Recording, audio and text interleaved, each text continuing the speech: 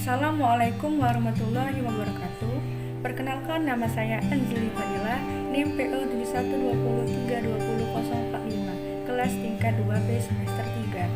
Mata kuliah KMB 1, dosen pengampu Nelswela Jortika SK. Di sini saya akan menjelaskan asuhan keperawatan tentang diare. Selamat menyaksikan. Diare adalah buang air besar atau defekasi dengan tinja berbentuk cairan atau setengah cairan. Dengan demikian, kandungan air pada tinja lebih banyak dari keadaan normal, yakni 100-200 ml sekali defekasi, dari Hendarwanto 1999. Adapun menurut WHO 1992, diare adalah buang air besar encer atau cair lebih dari 3 kali sehari.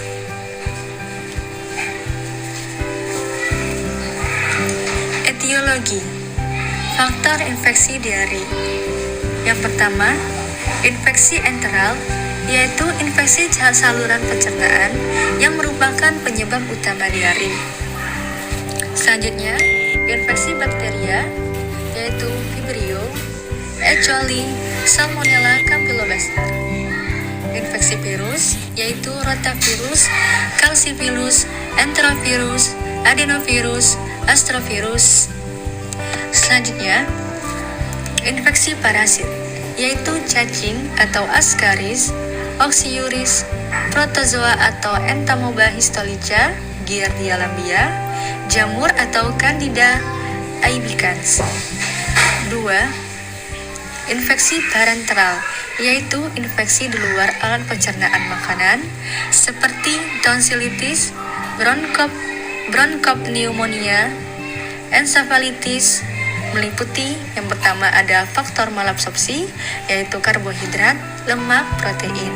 Yang kedua faktor makanan, yaitu basi, racun, alergi. Yang ketiga faktor psikologis, yaitu rasa takut dan cemas. Patofisiologi. Patofisiologi dari diare adalah meningkatnya mobilitas dan cepatnya pengosongan pada intestinal, merupakan akibat dari gangguan absorpsi dan ekskresi cairan dan elektrolit yang berlebihan. Cairan sodium, potasium, dan bikarbonat berpindah dari rongga ekstraseluler ke dalam tinja, sehingga mengakibatkan dehidrasi, kekurangan elektrolit, dan dapat terjadi asidosis metabolik.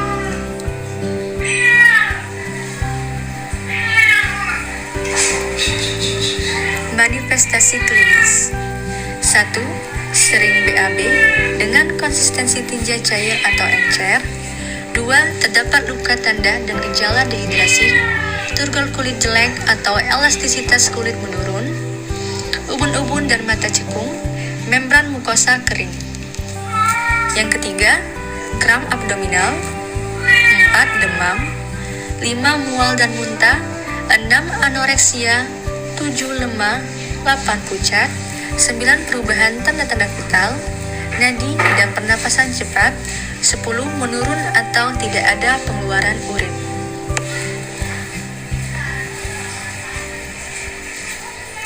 Komplikasi. Beberapa komplikasi dari diare adalah 1. Hipokalemia atau dengan gejala meteorisme, hipotoni otot lemah, brakikardi, perubahan elektrokardiogram. 2. Hipokalsemia. 3. Kardia dysrhythmias atau akibat hipokalemia dan hipokalsemia. 4. Hiponatremi. 5. Shock hipovolemik. 6. Asidosis. 7. Dehidrasi.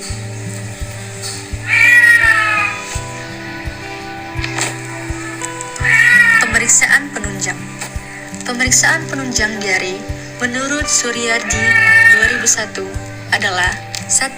Riwayat alergi pada obat-obatan atau makanan. 2. Pemeriksaan intubasi 2 denum. 3. Pemeriksaan elektrolit dan kreatinin.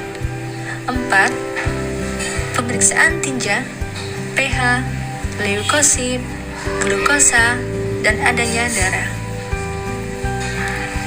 5. Pemeriksaan darah yaitu refer lengkap, analisa gas darah atau AGD, dan elektrolit, terutama Na, K, Ca, P, serum pada diare yang disertai kejang. 6. Pemeriksaan kadar ureum dan kreatinin darah untuk mengetahui faal ginjal.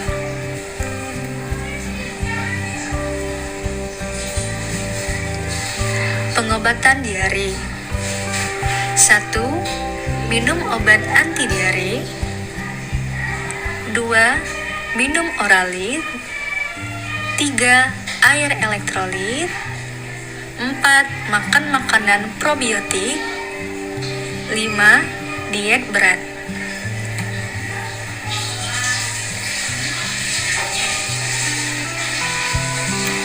Adapun diagnosa keperawatan yaitu 1. Diare berhubungan dengan proses infeksi.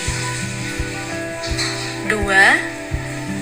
Risiko defisit nutrisi dibuktikan dengan faktor psikologis, misalnya stres, keengganan untuk makan.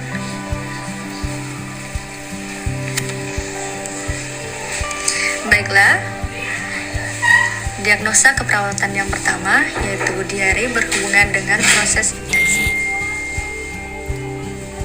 Adapun tujuan keperawatannya, setelah dilakukan tindakan keperawatan selama 3 kali 24 jam, diharapkan diare membaik dengan kriteria hasil SLKI eliminasi fekal. Yang pertama, kriteria hasil konsistensi feses membaik 5. 2. Frekuensi defekasi membaik 5. 3. Peristaltik usus membaik 5.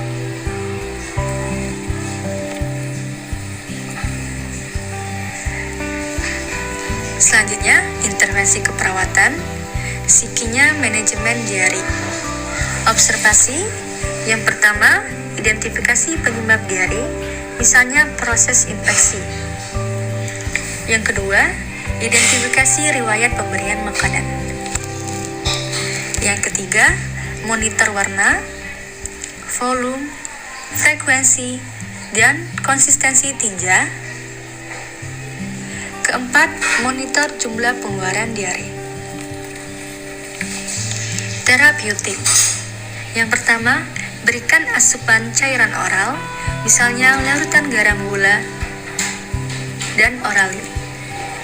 Yang kedua, ambil sampel darah untuk pemeriksaan darah lengkap dan elektrolit. Yang ketiga, ambil sampel feses untuk kultur jika perlu. Edukasi. Yang pertama, anjurkan makanan porsi kecil dan sering secara bertahap.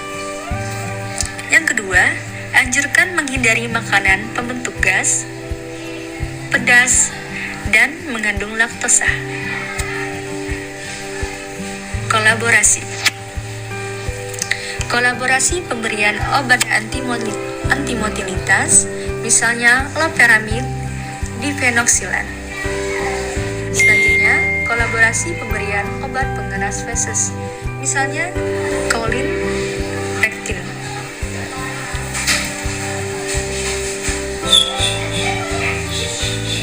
Rasional.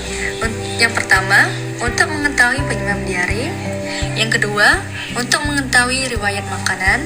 Yang ketiga, untuk mengontrol warna, volume, frekuensi, dan konsistensi tinja.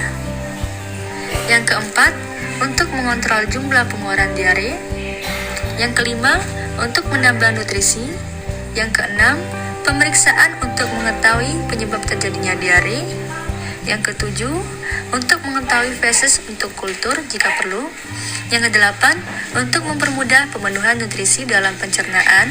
Yang kesembilan, untuk mengurangi terjadinya faktor risiko diare. Yang kesepuluh, kolaborasi antar tenaga kesehatan untuk pemberian obat antimotilitas. Dan yang terakhir, yang 11, kolaborasi antar tenaga kesehatan untuk pemberian obat pengeras feses.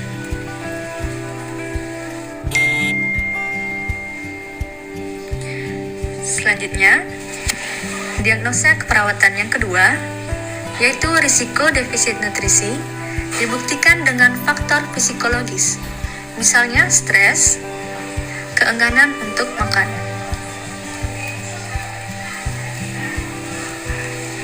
Tujuan keperawatan. Setelah dilakukan tindakan keperawatan selama 3 kali 24 jam, diharapkan risiko defisit nutrisi membaik dengan kriteria hasil SLKI status nutrisi. Yang pertama, kriteria hasil yaitu berat badan membaik 5. Yang kedua, indeks massa tubuh atau IMT membaik 5.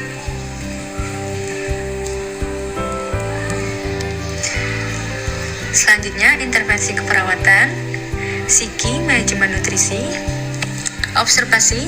Yang pertama, identifikasi status nutrisi. Yang kedua, identifikasi kebutuhan kalori dan jenis nutrien. Yang ketiga, monitor asupan makanan. 4. Monitor berat badan. Terapeutik. Yang pertama, fasilitasi menentukan pedoman diet, misalnya piramida makanan. Yang kedua, berikan makanan tinggi serat untuk mencegah konstipasi. Yang ketiga, berikan makanan tinggi kalori dan tinggi protein. Edukasi, ajarkan diet yang diprogramkan. Kolaborasi, yaitu kolaborasi dengan ahli gizi untuk menentukan jumlah kalori dan jenis nutrien yang dibutuhkan jika perlu.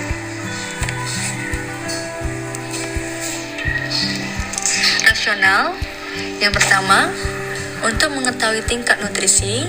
Yang kedua, untuk mengetahui kebutuhan kalori dan jenis nutrien. Yang ketiga, mengontrol asupan makanan. Yang keempat, mengontrol berat badan. Yang kelima, untuk mencegah terjadinya komplikasi. Yang keenam, untuk mencegah terjadinya konstipasi. Yang ketujuh, untuk memenuhi kebutuhan nutrisi. Yang kedelapan, untuk mempermudah pasien dalam mengatasi risiko defisit nutrisi. Yang kesembilan, kolaborasi dengan ahli gizi untuk mengetahui jumlah kalori dan jenis nutrien yang dibutuhkan jika perlu. Baiklah, sekian video penjelasan asuhan keperawatan tentang diari dari saya. Jika ada kesalahan atau kekurangan dalam menjelaskannya, saya meminta maaf yang sebesar-besarnya. Terima kasih. Wassalamualaikum warahmatullahi wabarakatuh.